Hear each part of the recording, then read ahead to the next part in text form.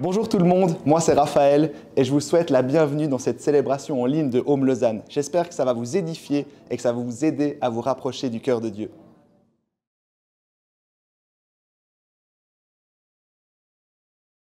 Family Talk, on disait, en général on le fait environ 2 fois par année, on prend un peu de temps pour parler de ce qu'on vit en tant que famille. C'est important d'avoir des moments comme ça, je ne sais pas si vous avez été dans des grandes familles, c'est des moments où la famille se réunit puis on discute un peu, où est-ce qu'on en est, qu'est-ce qui se passe, où est-ce qu'on va, parce que je ne sais pas si vous le savez, mais l'église, c'est bien plus que des célébrations ou des cultes du dimanche, c'est bien plus qu'un programme ici ou là, c'est bien plus que juste viens au milieu de la semaine pour un temps de prière ou un parcours alpha. L'église, c'est une famille spirituelle, en tout cas c'est ce qu'on croit ici et c'est ce qu'on essaye de vivre. Et puis c'est dans ce sens-là qu'on veut vivre un temps de famille. Alors maintenant, il y en a peut-être, vous êtes là pour la première fois, vous dites, mince, je suis tombé sur un mauvais dimanche. Pas du tout. C'est trop bien que vous soyez là, vraiment. Parce qu'en fait, alors qu'on parle de ça, vous verrez, on va essayer de le faire de façon à ce que ça fasse du sens pour vous aussi. Que ça fasse du sens pour vous individuellement, que ça fasse du sens pour vous par rapport à votre marche après Christ, à vos questions par rapport à Christ. Et puis, vraiment, je pense que Dieu va nous parler à tous ici, individuellement et collectivement. Alors gardez vos cœurs ouverts, dites-vous pas, bon, c'est l'occasion d'aller sur Instagram et scroller. Vraiment pas. Pour introduire ce temps, j'aimerais vous proposer une rapide timeline de l'histoire de Home. Home, c'est pas si vieux que ça, hein, ça a dans les faits bientôt 8 ans, donc ça fait pas longtemps. Puis je vais vous proposer quelques moments clés, quelques jalons dans notre histoire d'église. En février 2017, il y a eu la première célébration ici. Et la première célébration ici au Casar, en février 2017, elle a eu lieu à 17h. C'était une célébration du soir et on a commencé par en fait une église qui se réunissait le soir ou en fin de journée, les dimanches. En mars 2019, on a dit « Good morning home ». Et quand on a dit ça, ça veut dire qu'on a commencé à avoir des célébrations le matin.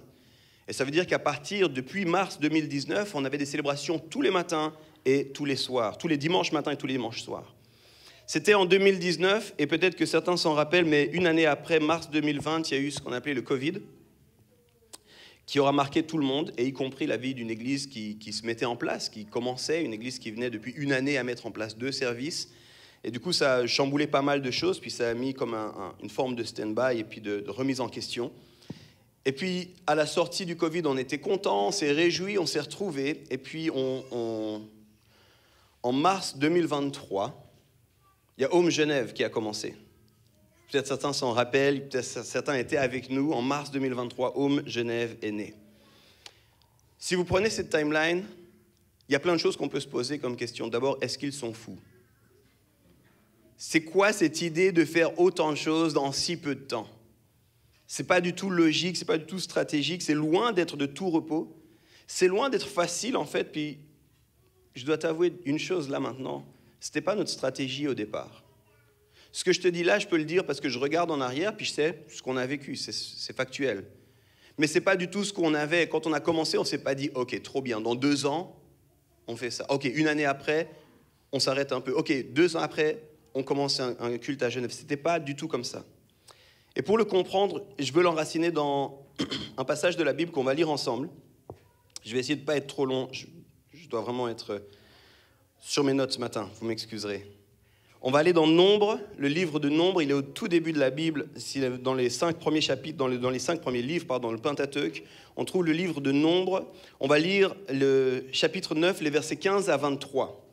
Et ça va nous aider à comprendre un petit peu pourquoi et comment on s'est structuré en tant qu'Église, je vous assure, et je pense que ça devrait nous inspirer, ou en tout cas nous intriguer, chacun d'entre nous, dans comment est-ce qu'on construit nos vies. Nombre 9, les versets 15 à 23, ça s'affiche au-dessus de moi, et je commence à lire, on est dans la traduction second 21. Le jour où le tabernacle fut dressé, la nuée couvrit le tabernacle, la tente de la rencontre. Depuis le soir jusqu'au matin, elle eut l'apparence d'un feu sur le tabernacle. Cela se passa constamment ainsi. La nuée couvrait le tabernacle, et la nuit, elle avait l'apparence d'un feu. Quand la nuée s'élevait au-dessus de la tente, les Israélites partaient. Ils campaient à l'endroit où s'arrêtait la nuée. Les Israélites partaient sur l'ordre de l'Éternel et ils campaient sur l'ordre de l'Éternel. Ils campaient aussi longtemps que la nuée restait sur le tabernacle. Verset 19, quand la nuée restait longtemps sur le tabernacle, les Israélites obéissaient au commandement de l'Éternel et ne partaient pas. Quand elle restait peu de jours sur le tabernacle, c'est sur l'ordre de l'Éternel qu'ils campaient et partaient. Si la nuée s'arrêtait du soir au matin et s'élevait le matin, il repartait. Si elle s'élevait après un jour ou une nuit, il partait.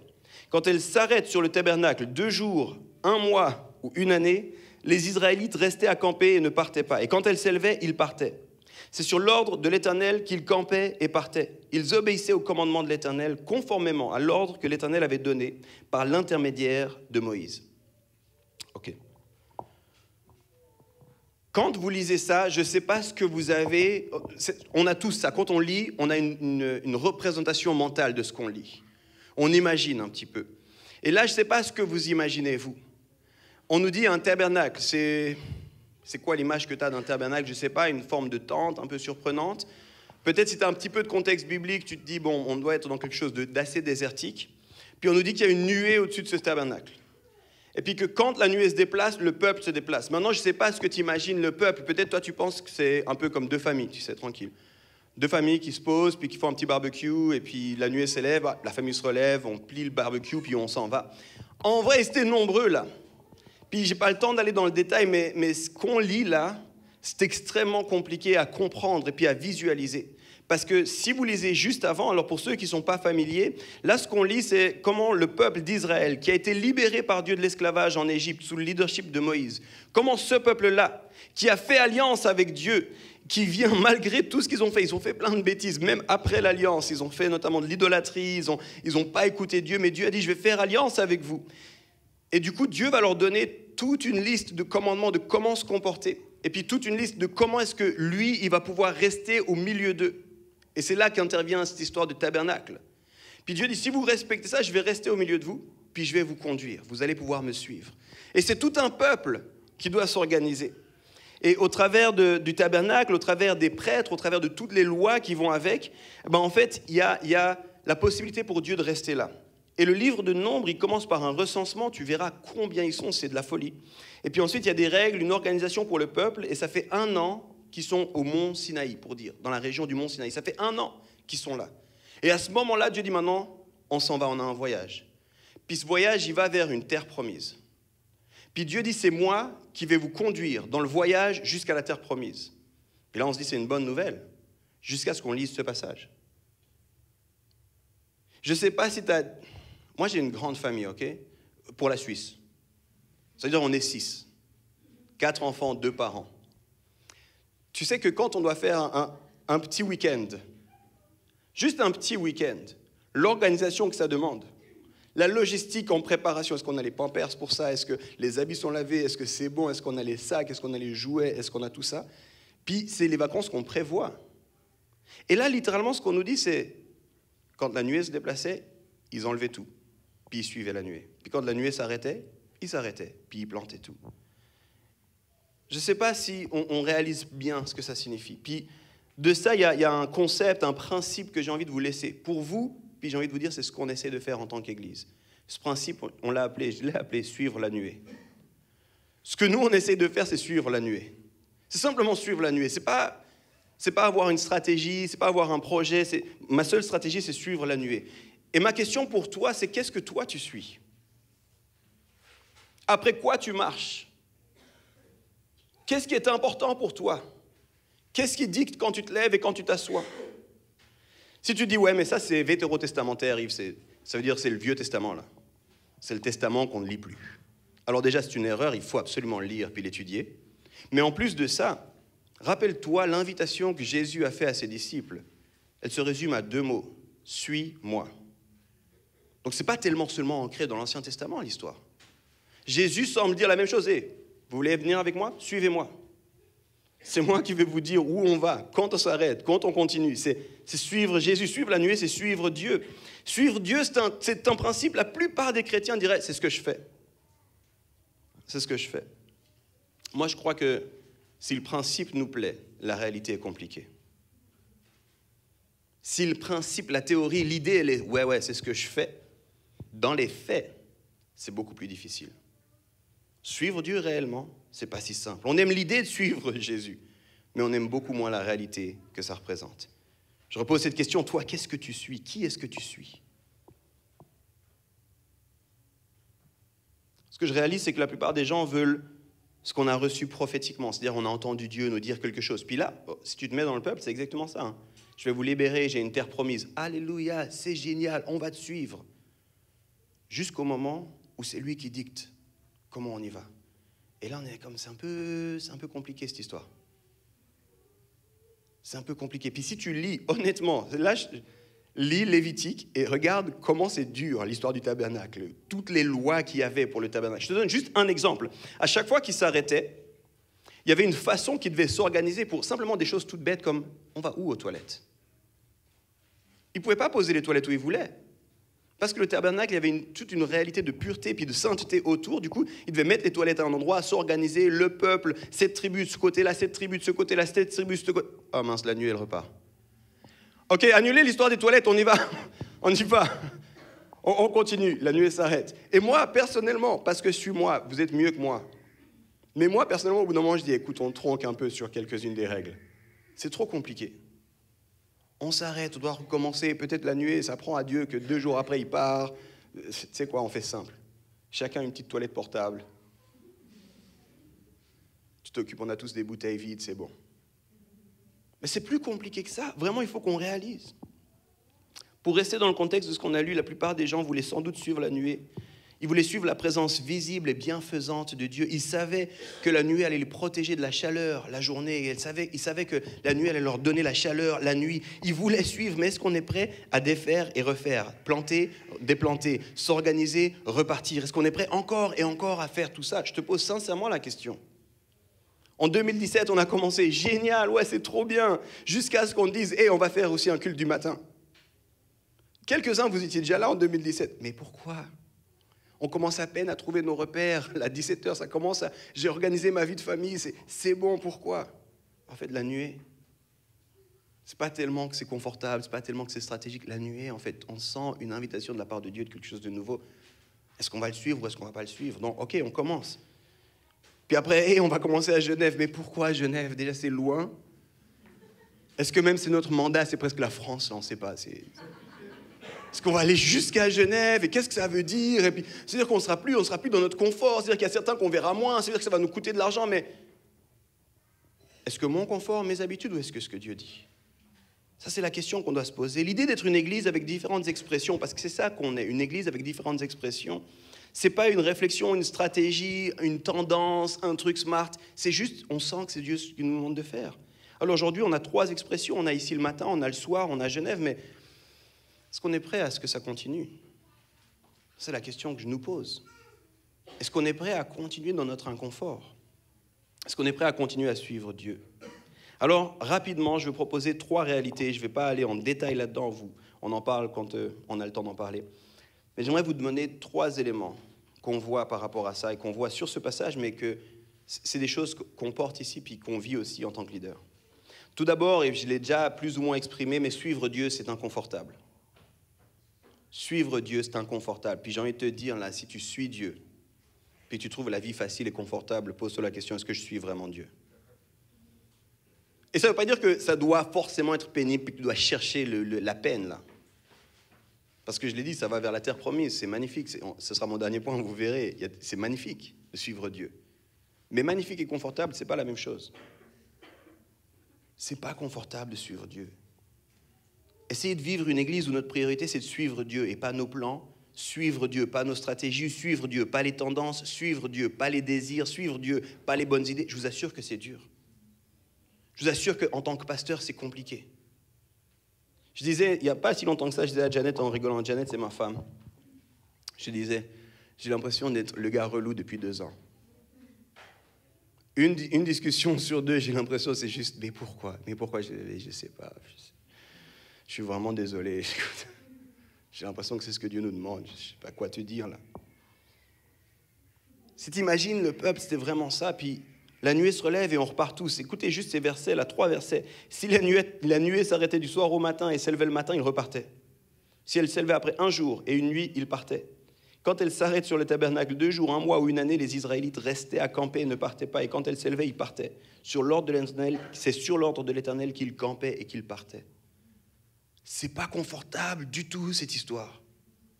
Il n'y a rien de confortable.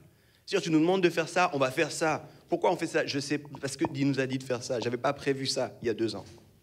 Mais là, c'est ce qu'il nous dit. Alors on y va. C'est ce qu'il nous demande. On veut suivre Dieu. Vous savez, j'ai pas envie de me retrouver un jour puis dire à Dieu, Seigneur, toi, moi, je sais que tu voulais autre chose pour nous. Mais on était pas mal là. Puis du coup, on s'est juste mis à assurer un petit peu notre confort, tu comprends? Je sais que tu voulais qu'on aille ailleurs, mais là, on commençait enfin à trouver un momentum. Du coup, on s'est dit, on reste là. Moi, j'ai pas envie d'être celui-là qui doit dire ça à Dieu un jour. J'ai envie de lui dire, tu nous dis d'aller à gauche, on va à gauche. Tu nous dis d'aller à droite, on va à droite. J'ai pas envie. Et très souvent, c'est ça qu'il faut qu'on comprenne. Très souvent, on doit distinguer ce qui est juste de ce qui est bien. Il y a trop de chrétiens qui pensent que le défi, c'est ce qui est bien et ce qui est mal. C'est pas un défi, ça. En tout cas, très vite, dans ta marche de disciple, tu vas te rendre compte, c'est plus un défi. Tu sais ce qui est bien, tu sais ce qui est pas bien. Tu sais ce que Dieu veut, tu sais ce que Dieu veut pas. Ce qui est difficile, c'est alors que je suis en train de faire quelque chose qui est juste, Dieu me demande de faire autre chose. Ça, c'est dur. Ça, c'est vraiment dur. C'est de dire, Seigneur, je vais te suivre là où tu me demandes d'aller, même si ce qu'on fait là, c'est bon. Je ne vais pas arrêter, mais tu me demandes autre chose, je vais faire autre chose. Ça, c'est beaucoup plus dur. Il y a à peu près 2 ans, on a entamé un virage.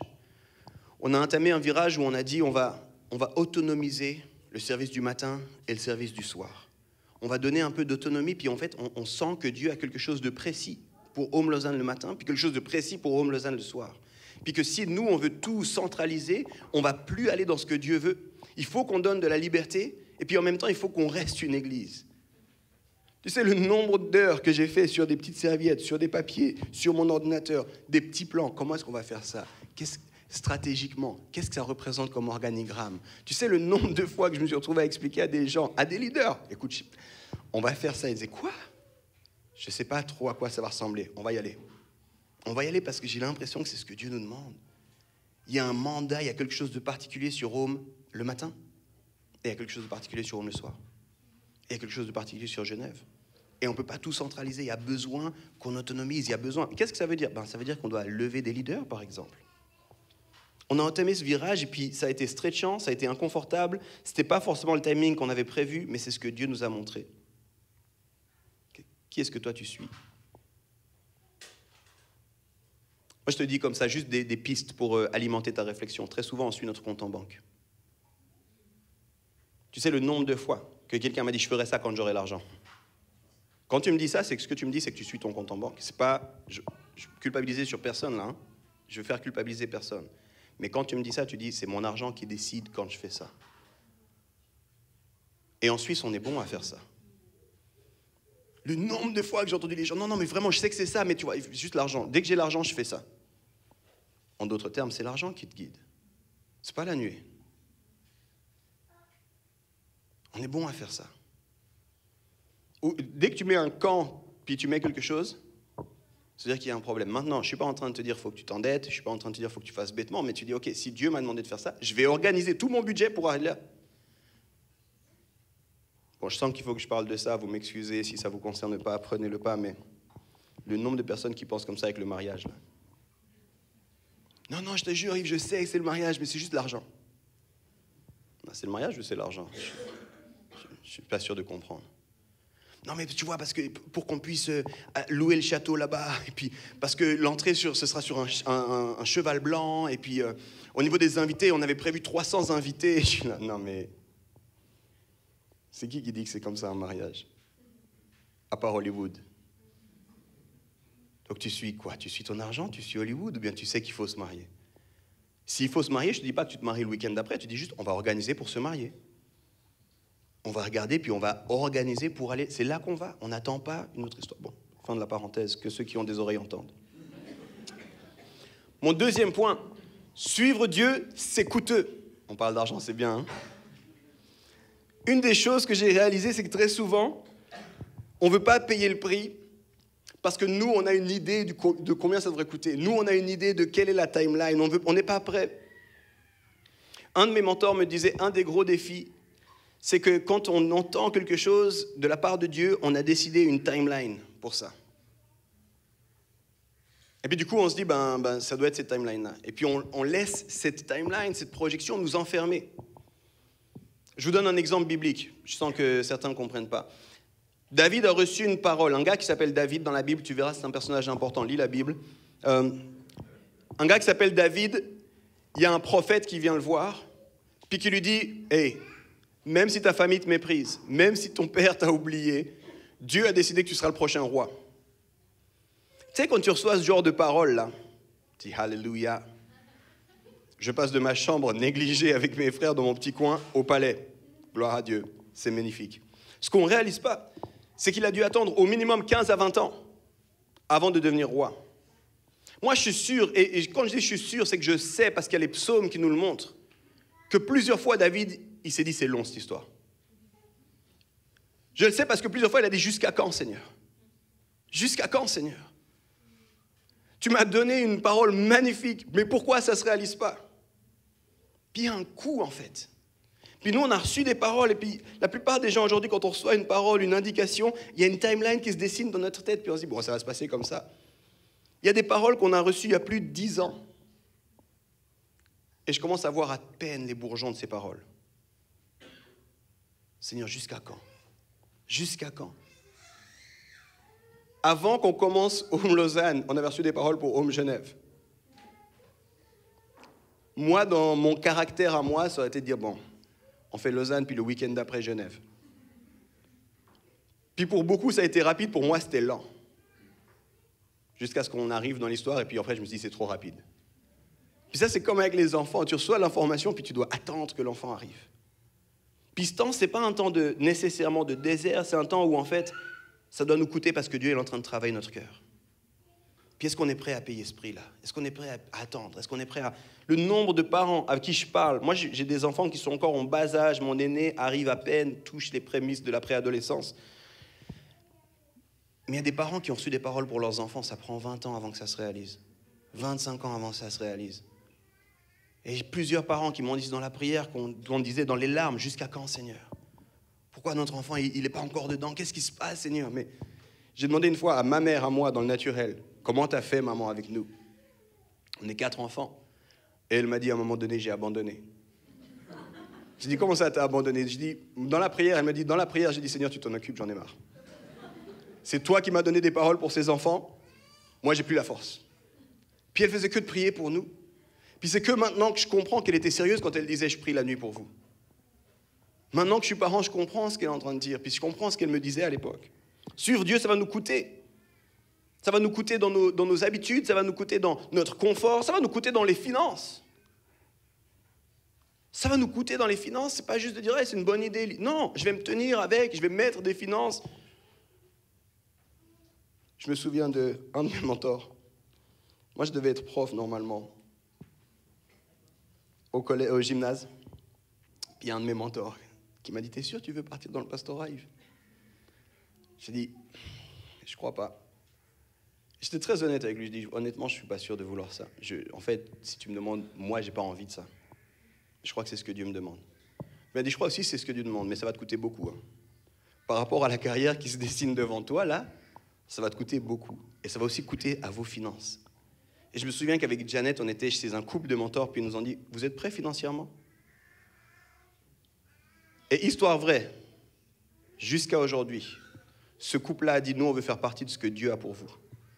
Histoire vraie, jusqu'à aujourd'hui, ce couple-là nous donne une enveloppe régulièrement. Et juste, c'est un petit quelque chose, parce qu'on sait que ça coûte. Et c'est pas juste ça coûte dans l'absolu. On sait que ça vous coûte financièrement. On sait que ça vous coûte, puis du coup, on veut se tenir avec vous pour vous rappeler que c'est la volonté de Dieu. Puis vous rappeler, tenez bon, les amis. Quand vous arrivez à la fin du mois, puis que c'est difficile, on est une petite quelque chose. Tenez bon, les amis. Tu sais que bien des fois, sans ça, on ne sait pas où on en serait.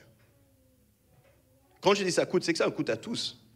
Sans entrer dans les détails, on regarde, moi je ne sais pas qui donne pas, tu twins pas, tu mets une enveloppe, tu mets pas une enveloppe, tu donnes ta dîme, tu donnes pas ta dîme, on va parler de ça plus en détail, mais je sais que pour ce qu'on vit là, et c'est une loi de Pareto qui me fatigue, si vous ne connaissez pas la loi de Pareto, vous allez taper ça sur Internet.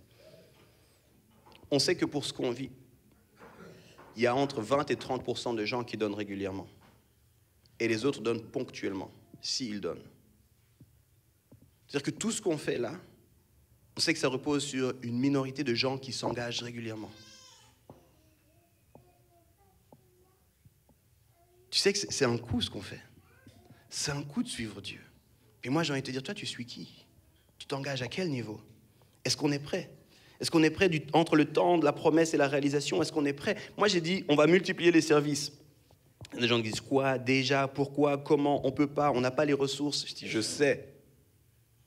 Mais si Dieu.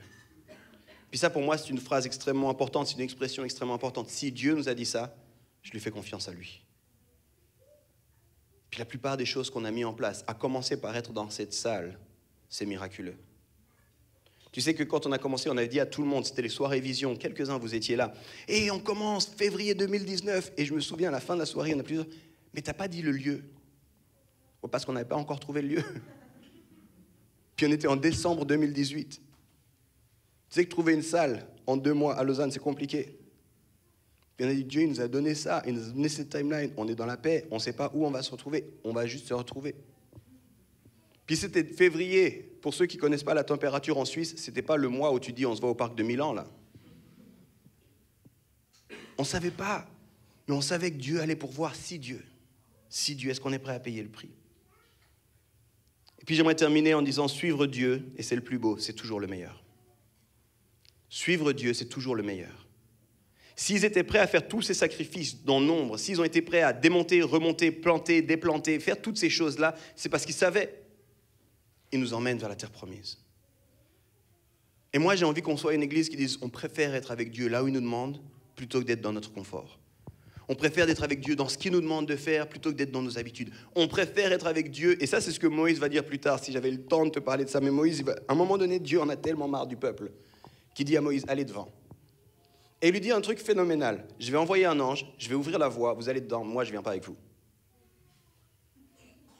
T'imagines Dieu qui dit, j'envoie un ange, j'ouvre la voie, vas-y déjà, moi je ne viens pas. Et Moïse, à ce moment-là, seul, face à face avec Dieu, lui dit, je préfère le désert avec toi que la terre promise sans toi.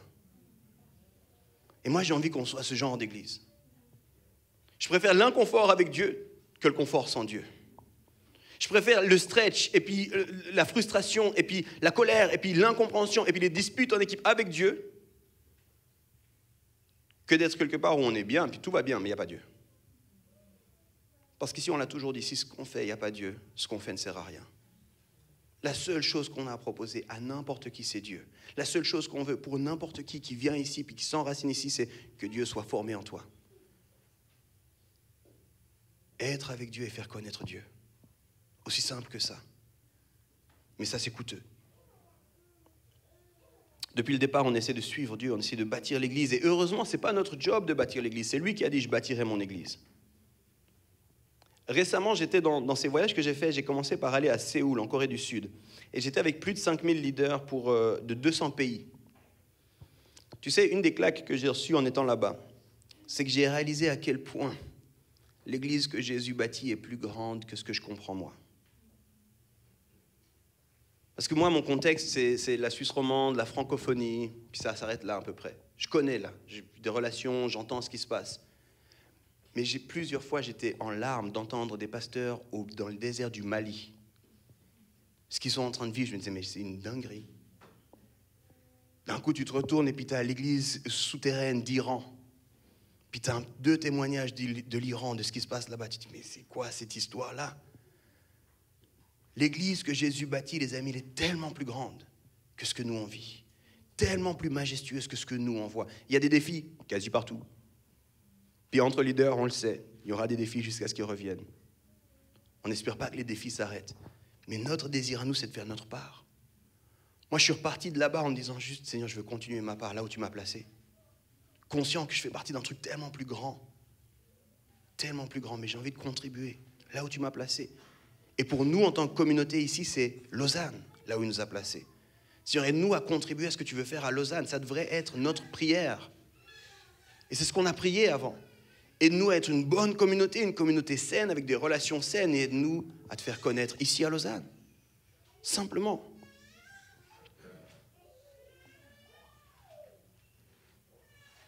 Notre but, c'est d'accomplir la volonté de Dieu et de le suivre. Et nous, on a entendu clairement qu'on était invités. Et ça, je te parle ici de Home. On est invités à multiplier les lieux de rassemblement. On est invités à devenir un modèle d'église, d'un genre nouveau. Il y a une dimension pionnière. Puis je te le dis avec beaucoup d'humilité, mais je suis en contact dans la francophonie en tout cas, avec plusieurs pasteurs. Et vous êtes en train de frayer un truc nouveau. Aidez-nous. Régulièrement, je suis en contact. Comment est-ce que ça se passe chez vous? Comment est-ce que vous pouvez nous aider? Comment est-ce qu'on peut entrer dans quelque chose d'autre? On reçoit des équipes de ministères, des équipes de pasteurs, et puis leurs équipes qui viennent, puis on discute ensemble de ce qu'on est en train juste de toucher du bout des doigts ici à Home. Parce qu'ils disent, il y a quelque chose qui est bon dans ce que vous vivez. Puis on a envie de pouvoir participer de ça, mais ce n'est pas fini. Moi, j'ai envie qu'on puisse multiplier les leaders. J'ai envie, comme on le fait ici, comme on l'a fait ce matin avec Elodie, je crois qu'il y a d'autres leaders qu'on doit envoyer depuis ici. Puis qu'on doit bénir, puis libérer, puis dire allez, faites ce que Dieu vous demande de faire. Je crois qu'on doit beaucoup plus vous envoyer dans vos sphères de travail. Être un leader, ça n'a rien à voir avec être un leader d'église. Être un leader, c'est être un disciple mature. Puis on a envie d'envoyer des gens, puis de soutenir les gens dans les sphères que Dieu vous envoie. On a envie aussi d'entrer dans ce domaine de la francophonie, puis de rayonner d'un point de vue apostolique.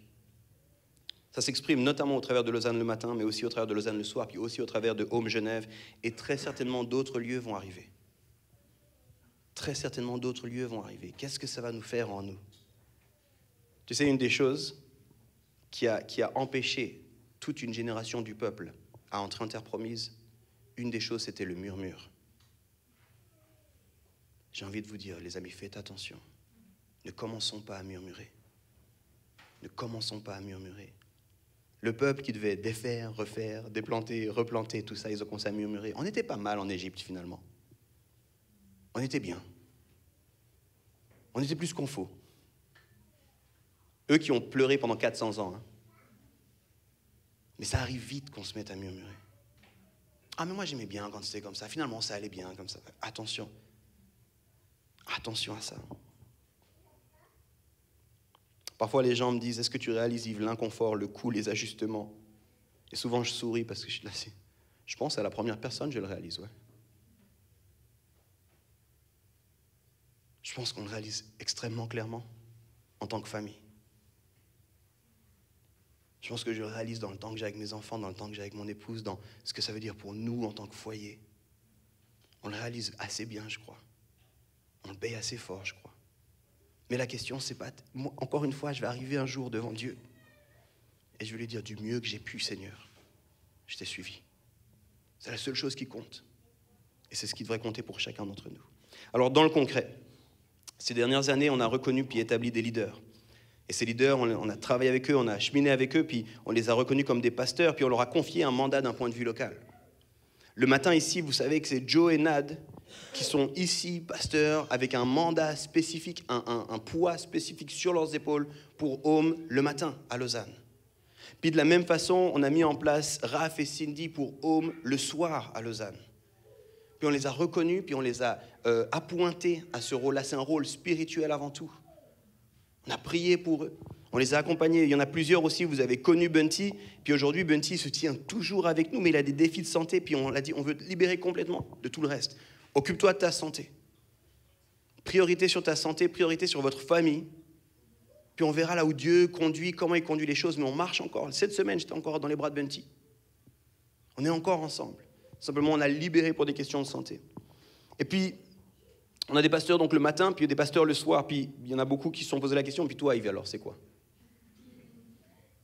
Qu'est-ce que tu fais? Je fais rien, moi, je profite. Certains ont planté, moi j'ai planté, maintenant je regarde pousser, je me calme. Pas du tout.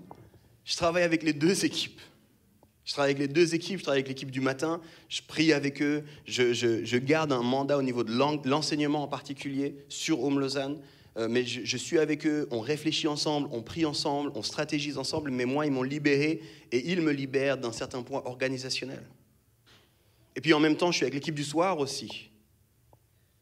Puis je pense que je suis celui du matin qui est le plus au soir, là. Toutes les 2 semaines, en moyenne, je suis au service du soir, puis je suis avec eux, puis je prie avec eux, puis je stratégise avec eux.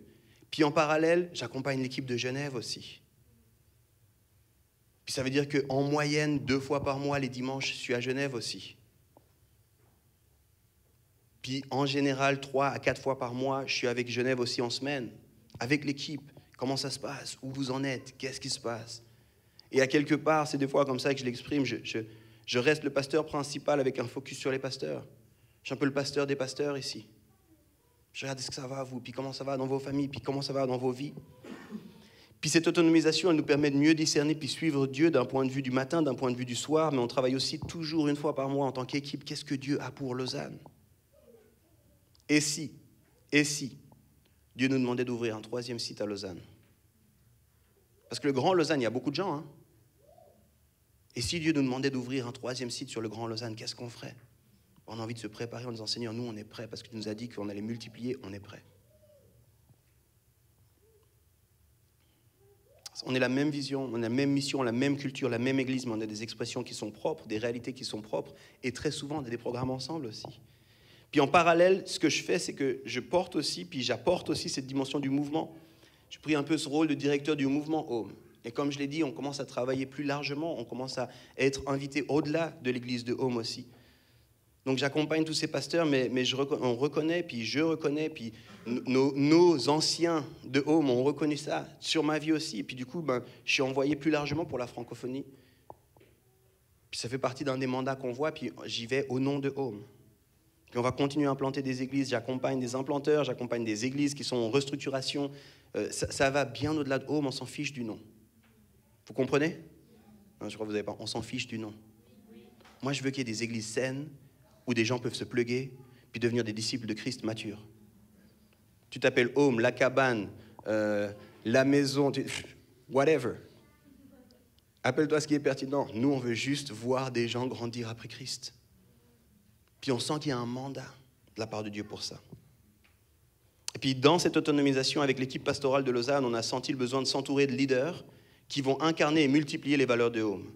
Puis c'est des gens qui vont se lever puis l'idée davantage au milieu de nous. On a une équipe, on les appelle parfois l'équipe ADN ou bien les ambassadeurs, parce que c'est des gens qui portent notre ADN, puis qui fonctionnent comme des ambassadeurs, puis on est en train d'œuvrer avec eux, puis on veut les reconnaître au milieu de nous. Puis dire ça, c'est des leaders spirituels ici. Puis on veut les établir progressivement ici, on veut leur donner une place, on veut leur donner un rôle pour qu'ils puissent façonner notre culture, puis nous aider à aller plus loin dans ce qu'on est appelé à faire. On se rend compte qu'on ne peut pas tout faire, puis on a besoin de monde. Puis ça, c'est exactement comme la suite du livre des Actes. On a lu Acte 2, continue à lire les Actes, puis tu verras que c'est ce que l'Église primitive a fait. Puis aujourd'hui, on va simplement les nommer, je vais juste dire leurs prénoms, mais on va prochainement les établir, puis on va prier pour eux, puis les reconnaître dans ce rôle-là. Ce sera sans doute en début d'année prochaine. Mais alors sur le matin, laisse-moi dire quelques noms. Donc bien évidemment, il y a les pasteurs Joe et Nad, il y a Janet et moi-même, mais on a aussi Christelle, on a Alessandra, on a Gilles et Mathilde, on a Adriane et Chloé, on a Gabriel, Amaël, Antoine, Jessica, Philippe, Héloïse, Florias et Sophie. Ça, c'est des gens avec lesquels on chemine. On veut se tenir avec. On a aussi Manon, on a aussi Laël, on a du monde dans cette équipe. On veut se tenir ensemble. On veut porter l'Église ensemble. On veut compter sur vous pour ça. Puis on voit un appel sur vos vies pour ça.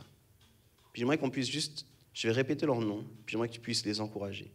Il y en a quelques-uns qui sont là, j'aimerais que tu puisses les encourager en applaudissant. S'ils sont autour de toi, mets une main sur leur épaule, dis « Je ne savais pas que c'était toi, c'est trop bien. » Ou bien, « Ah bon ?» Non, fais pas ça. Joe, Nad, Janet, Yves, Christelle, Alessandra, Gilles, Mathilde, Adriane, Chloé, Gabriel, Amaël, Antoine, Jessica, Philippe, Héloïse, Florias, Sophie, Manon, Laël. Est-ce qu'on peut les encourager?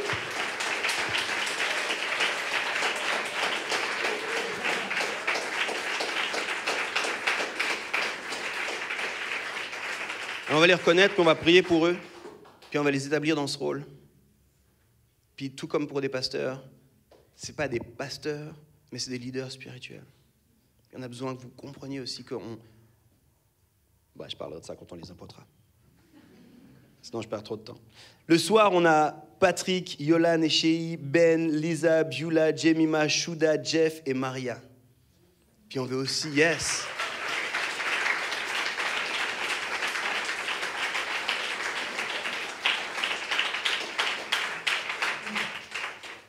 C'est un travail avec les équipes pastorales, avec l'équipe pastorale qu'on a commencé il y a peut-être 6 mois, 8 mois, de travailler avec eux, de leur en parler, de commencer à les revoir, à les réunir, à prier ensemble. On prie ensemble pour l'Église, on cherche la face de Dieu pour l'Église, on leur demande c'est quoi vos paroles. Et j'ai vraiment envie de vous dire, Dieu parle à tout le monde. Dieu parle à tout le monde. Puis c'est tout à fait possible qu'il vous parle à vous aussi. Puis venez nous dire si Dieu vous dit quelque chose. Puis nous, on va le soumettre dans la prière avec ces personnes-là. C'est-à-dire, qu'est-ce qu'on doit faire de ça? Qu'est-ce que ça signifie? Puis on va chercher à discerner dans la prière. On n'est pas les seuls à pouvoir prendre des décisions, mais on a un rôle sur là où on s'en va.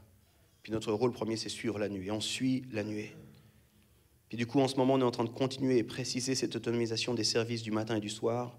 On veut rester une seule et même église, et pour ça, on travaille à établir des leaders spirituels qui fonctionnent en soutien à l'équipe pastorale. Et cette transition, elle confirme aussi une dimension de mouvement pour Rome au niveau de la francophonie. Tout ça parce qu'on suit la nuée. Et toi, est-ce que tu suis aussi la nuée? Alors Nad, si tu peux venir, on va juste prendre quelques minutes ensemble. Je vais lui poser 3 questions. Je le dis le nombre comme ça. Vous voyez que je n'exagère pas et que je ne mens pas. Je vais te donner ça. Est-ce que tu veux rester debout? Tu veux qu'on s'assoie? On peut rester debout, c'est bien. Ça me va aussi. Il faut que tu te mettes de ce côté. Ok. Vous connaissez tous Nadège?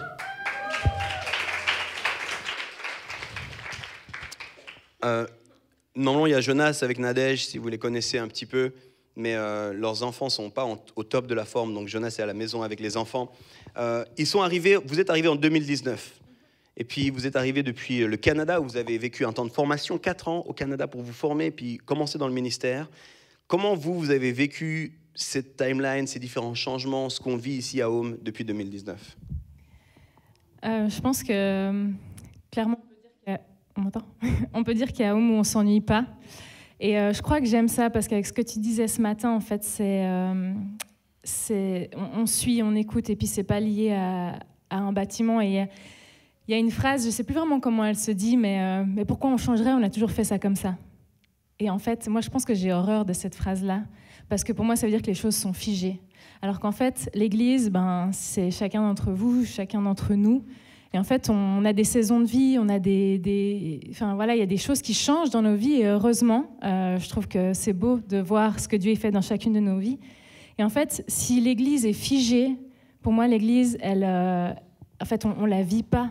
Parce qu'elle est faite de nous, elle est faite de ce que Dieu, là où Dieu nous dirige. Et en fait, toutes ces étapes, finalement, moi, quand je les vois, je trouve pas qu'il y en a tant que ça.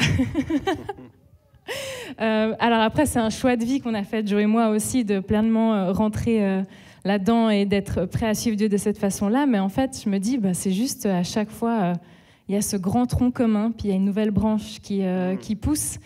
Et en fait, j'aime trop voir ça. Et on ne s'ennuie pas. Et en travaillant très souvent avec Yves, je ne m'ennuie pas non plus. Parce que, comme il l'a dit souvent, c'est un peu un visionnaire. Il a plein d'idées. Et puis moi, je suis la partie exécutive. Donc parfois, je suis là, on doit... Voilà. Mais en fait, c'est la preuve que c'est vivant. Et en fait, moi, j'aimerais limite voir plus de...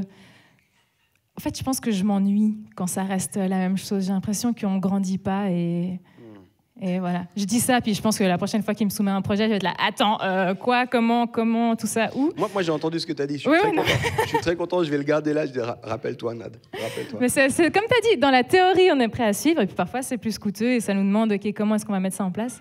Mais voilà, je pense qu'après nous, on est arrivé aussi en 2019, on a pris la décision vraiment de se joindre à Home en novembre 2019. Et puis 5 mois après, il y a eu ce qui s'est passé. Donc il y a eu aussi un côté, pas mal de défis pour nous de vivre la communauté.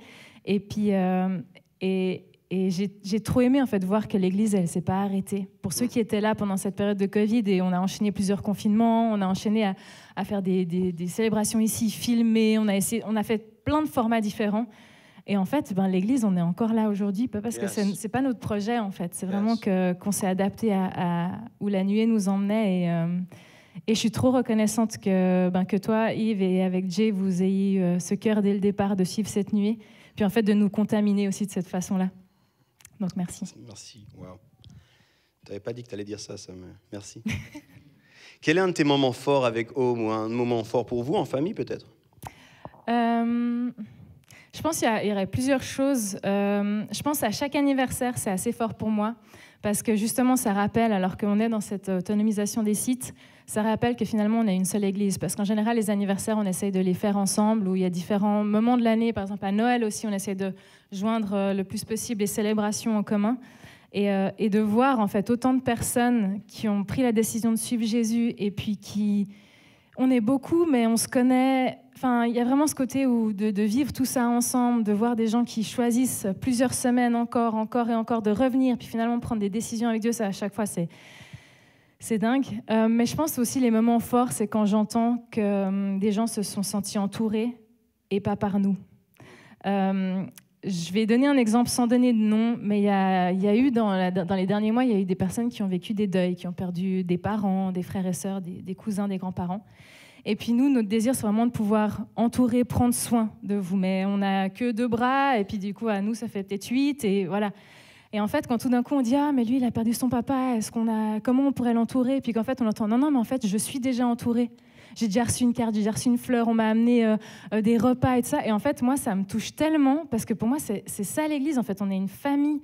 Et c'est sûr que ce mot « home », justement, c'est pas la cabane SLS ou un truc un peu très complexe, très...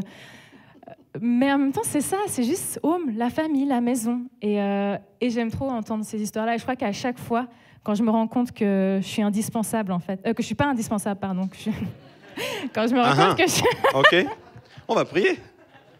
Que je ne suis pas indispensable. En fait, je crois que pour moi, ça montre que l'Église, elle est forte. Et puis qu'en fait, on prend soin les uns des autres. Merci Nad, merci. Dernière question du coup pour toi concernant le matin plus spécifiquement, puis la suite. Qu'est-ce qui brûle sur ton cœur pour cette célébration, pour cette expression de l'Église? Je crois que quand je pense à cette équipe ADN qu'on a mis en place, à chaque fois j'ai énormément de reconnaissance.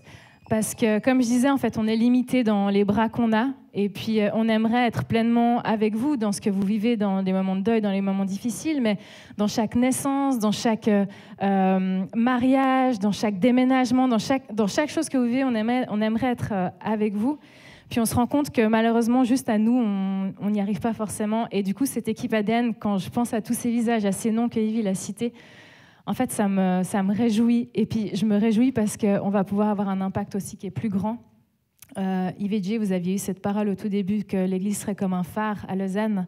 Et puis, j'aime le fait qu'on va pouvoir avoir un impact plus grand dans nos vies respectives à nous, prendre soin les uns des autres, mais aussi dans ce qui va se passer autour de Lausanne, avec Love Lausanne aussi, avec tout l'aspect missionnaire. Et puis, je crois que c'est vraiment quelque chose, pour revenir peut-être à la première question, c'est quelque chose qui nous a beaucoup... je pense que Dieu s'est beaucoup servi de ça, en fait, pour nous convaincre, pas qu'il y avait beaucoup besoin de nous convaincre, mais pour nous décider à rejoindre Home. C'est qu'en fait, Yves, à aucun moment, ou Jay, à aucun moment, ils nous ont dit « Venez, joignez-vous à nous, joignez-nous, on a besoin de vous » et tout ça. Et à chaque fois, ils nous ont dit « Comment on peut vous aider ?» Et pour moi, ça, c'est vraiment le cœur de Home, c'est prendre soin les uns des autres et puis prendre soin les uns des autres dehors aussi, en fait. C'est pas juste ces 107 chaises qui sont là ce matin, mais c'est prendre soin dehors, mais prendre soin dans nos contextes, dans ma famille qui n'est pas chrétienne, dans ta famille qui n'est pas chrétienne, auprès de ton collègue qui est peut-être révolté contre Dieu. Et c'est ce cœur, ce rêve que j'ai que ce phare, cette lumière, elle puisse vraiment sortir de là et puis aller dans chacun de vos contextes. Et je crois qu'on est en bonne voie, donc ça me réjouit. Trop bien, merci beaucoup Nad. On peut l'encourager encore.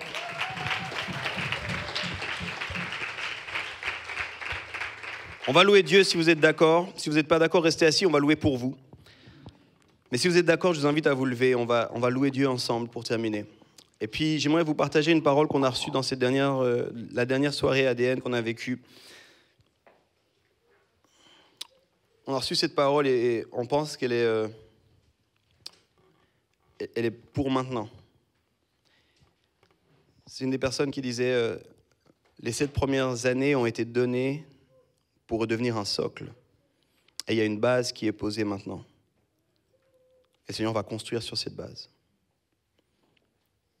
Puis, les amis, ce matin, alors qu'on priait ensemble et chaque jour le Seigneur emmenait ceux qui voulaient dans la communauté. Je crois qu'on doit se préparer pour ça. Je crois qu'on doit se préparer pour accueillir ceux que Dieu veut nous emmener. Puis ça va nous coûter, ça va nous déranger, ça va nous stretcher, ça va être inconfortable. Et depuis le départ, notre désir, c'est de voir des gens venir à Christ. Voir des gens être équipés, édifiés, afin de pouvoir être envoyés. Puis moi, j'ai soif de plus de ça.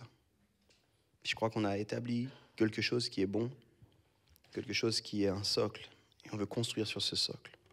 Alors si vous le voulez aussi, je vous invite à simplement prier alors qu'on va commencer, on va reprendre la louange. Seigneur, c'est humblement qu'on te demande et donne-nous le courage et la foi de continuer à te suivre. Seigneur, on ne veut pas vivre nos projets à nous, on veut vivre tes projets à toi. On ne veut pas simplement s'établir dans notre confort à nous, mais on va aller dans la terre promise que tu as pour nous. Je te prie pour Rome, Seigneur, en particulier cette expression du matin. Utilise-la, Seigneur. Utilise-nous, afin que plus de monde puisse te rencontrer encore. Utilise-nous, Seigneur, afin qu'on puisse prendre soin les uns des autres et nous édifier les uns les autres jusqu'à ce que tu sois davantage formé dans chacun de nous. Utilise-nous, Seigneur, là où tu nous as placés. Je vais te prier, Seigneur, pour toutes les personnes qui ont une vie professionnelle pénible. Je vais te prier pour tous ceux qui sont fatigués de leur semaine, Seigneur. Je te remercie parce que c'est des missionnaires là où tu les as placés. Je te demande, Seigneur, qu'on puisse être un lieu de ressourcement pour eux. Et je te demande, Seigneur, surprends-nous encore. Dans le nom de Jésus-Christ. Amen.